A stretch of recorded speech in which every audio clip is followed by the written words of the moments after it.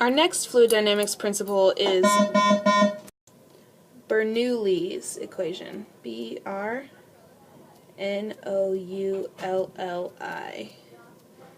equation. And this equation is stemmed from the consequence of the conservation of energy when it's applied to an ideal fluid. So that means an incompressible fluid. So those funky non-Newtonian fluids that you see when someone steps on it, it acts as a solid. Nothing like that. Just a typical ideal fluid. So this video is going to go over the derivation of Bernoullis equation. So first we have to assume a non-uniform pipe. So it kind of, it starts skinny, it gets fatter. So up at the top we have a fluid with pressure 2, area 2, and we have a fluid with velocity v1 down here, v2 down here, and we have a given cross section. That's not really, so this cross section here of the pipe, this distance would be delta x2. We have a cross section down here, delta x1. And we have P1 and A1 on this side.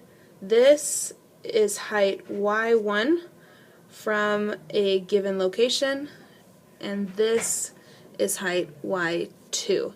All this right now doesn't really make a whole lot of sense until we start talking about the fluid in this pipe. So the fluid flowing through this constricted pipe has a streamlined flow. The fluid in the section with the length of delta x1 moves to the section with a length of delta x2, so it moves up. And the volumes of the fluid in the two sections are equal. So this has a bigger volume down here, or it has the same volume as this smaller slice up here because this has a wider or a bigger area than this area down here. So it has to be, this one has to be wider than this one, but the two volumes are the same. So we need to consider the flow through this pipe in the time delta t. And the force on the lower end of the fluid is this P1A1, where P1 is the pressure at the lower end. So that means that the work done on the lower end of the fluid by the fluid behind it, so all of this imaginary fluid that's back here, is work equals F1 times delta x1, which equals P1A1 delta x1, which equals P1 times volume. Because remember, our volume of this section is the same as our volume of this section. So if we did this same thing for the work done at the very end, we would say that W2 is equal to negative P2A2 times delta x2, which is equal to negative P2V. So remembering that the fluid of the volume of that fluid, passes through A1 in the time delta t, and that is equal to the volume that passes through A2 at that same interval. So if we say that the net work done on these forces in that time delta t, so if we say work is equal to P1V minus P2V, then we can derive some information about what happens in this type of situation. So let me erase this. Make sure that you copy some of this down if you're interested in knowing about the derivation. Otherwise I gotta delete this guy.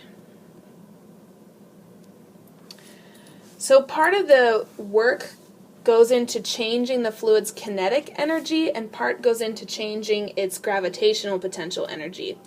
So if m is the mass of the fluid passing through the pipe in the time interval delta t, then the change of that kinetic energy of the volume of the fluid is just equal to the normal equations that we know about kinetic energy. So 1/2 mv2 squared minus 1/2 mv1 squared.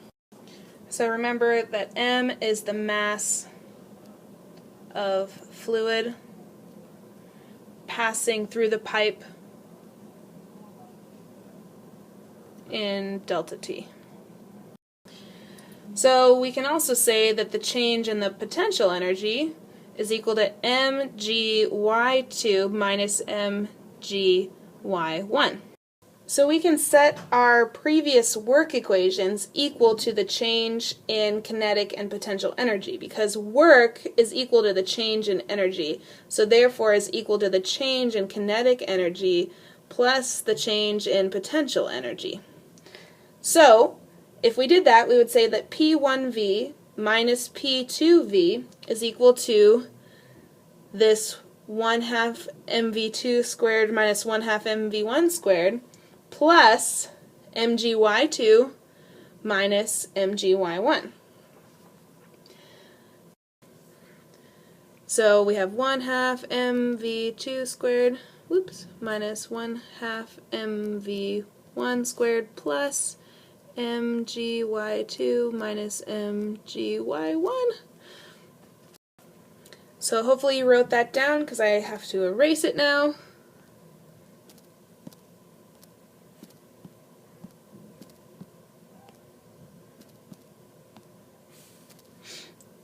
So now, if we were to divide each term by volume, so that I just have P1 minus P2, I would have 1/2 rho V2 squared minus 1/2 rho V1 squared plus rho gy2 minus rho gy1. And the reason that we're using rho is because rho is equal to mass over volume. So every time there was a mass before, that now becomes rho, because when we divided that mass by volume, we were able to get density. So if we were to rearrange this equation to have all the 1's on one side and the 2's on the other side, then we would have P1 plus 1/2 rho V1 squared plus rho gy1 equals P2 plus 1/2 rho V2 squared plus rho gy2. And this is kind of our base equation, but Bernoullis equation says that P plus 1/2, that's supposed to be a 1, rho V squared plus rho gy is equal to a constant. So this right here is Bernoullis equation. Write that down, highlight it in your notebooks. And Bernoullis equation states that the sum of the pressure P, the kinetic energy per unit volume, 1/2 rho V squared, and the potential energy per unit volume, rho gy, has the same value at all points along a streamline. So at any point in that pipe that I drew, this would be true. And you can use that to solve all sorts of different equations. And attached below this video is a document challenging you to basically solve a problem using this idea of Bernoullis equation with work and energy and knowing information about pressure. So take that challenge and come to class ready to go with your results when you return from the break.